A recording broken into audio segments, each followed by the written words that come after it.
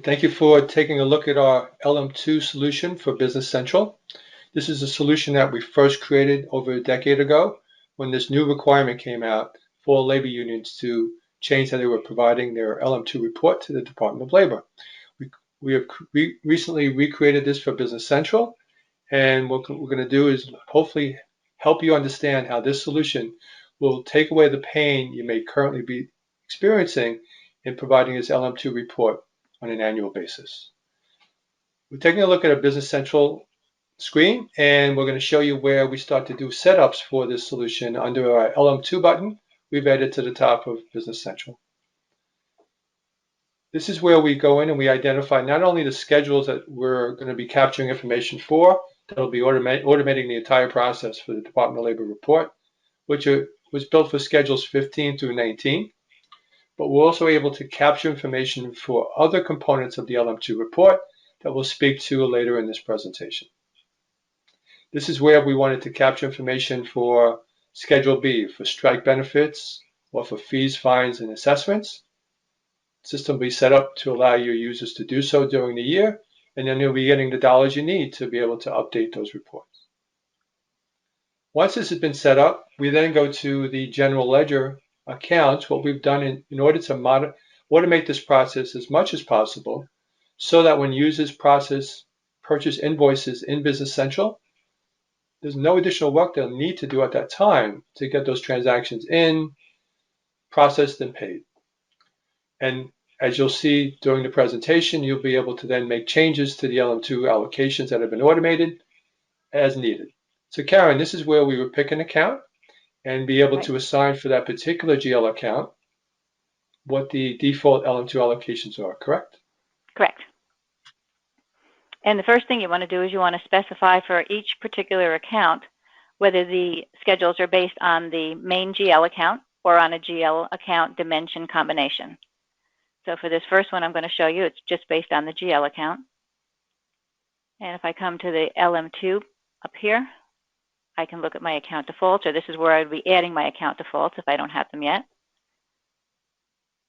And so I'm telling the system that when I'm using the main account of 6100, that this is going to be my default breakdown. Now these always can be changed for each individual invoice, but this is the default. So we have schedule numbers, and we have the percents.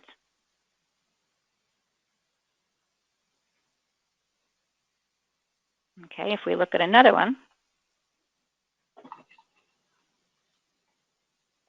Okay, now this particular account is based on, we call it the LM2 scope, is based on the dimension. So depending on the combination of the 61300 and the dimension that's assigned to it for a particular invoice, that's the schedules that are going to be used. So we'll come up to LM2 and I'll show you what I mean. Okay, we're telling it here what the combinations are. So we have a combination of departments. And then the LM2 for this particular combination of 61300, Department of Admin. The breakdown is 100% to Schedule 18.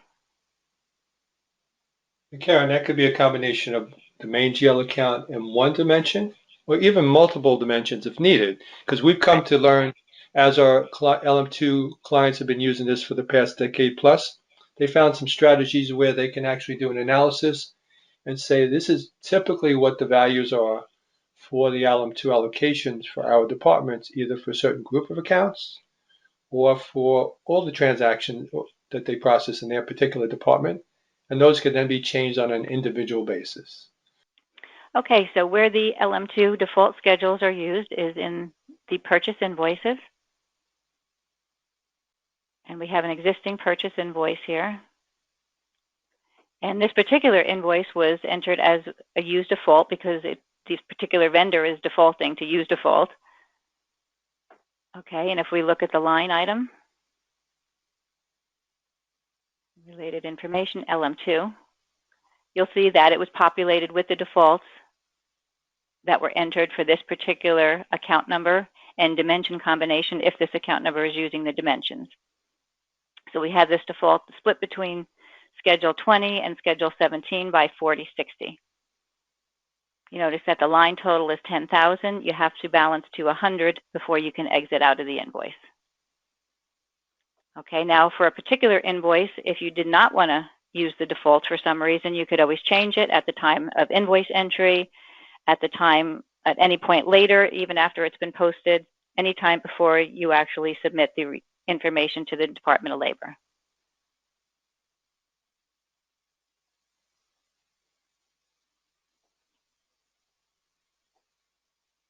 Now, if you're not using defaults for some reason, okay, there are other options that you can choose optionally here at the LM2 Allocation Method.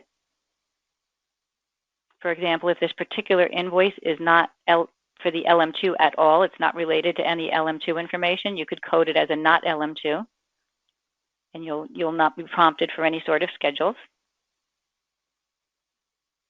Okay, if you know you want to manually enter, you can just set it to manually enter, and then for this particular invoice, enter just the schedules and percentages for those schedules.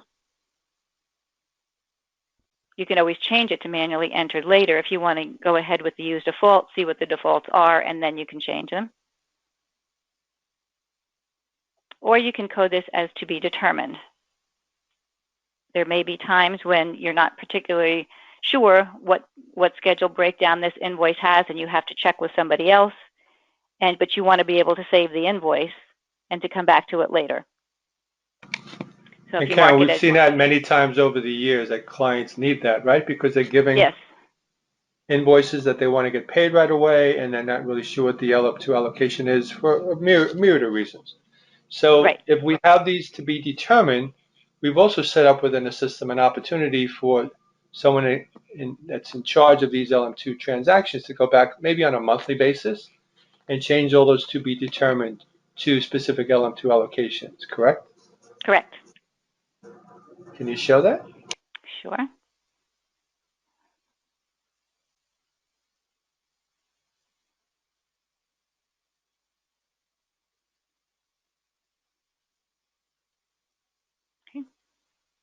Okay, I'm just going to come over to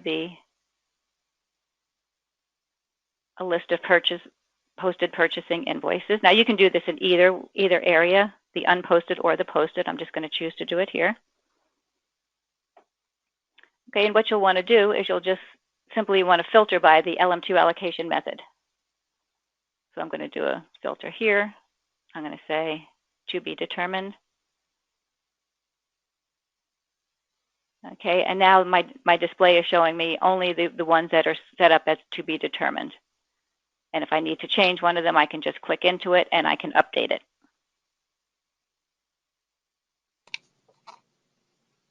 And this is so that this allows you, a user, to be able to go in and make those changes just to the to be determined. Mm-hmm. Also, as you stated earlier, if somebody wanted to make a change, let's say they're doing a review of their LM2 reporting on a monthly or quarterly basis, and they want to be able to say make some changes specifically to an invoice that's been entered and posted and even paid, one can do that also, correct? Correct. Mm-hmm. I'll show you an example of that right here.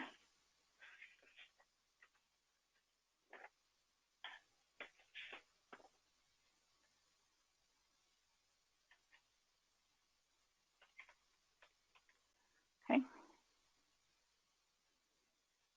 So here's a posted invoice, and I just come in here.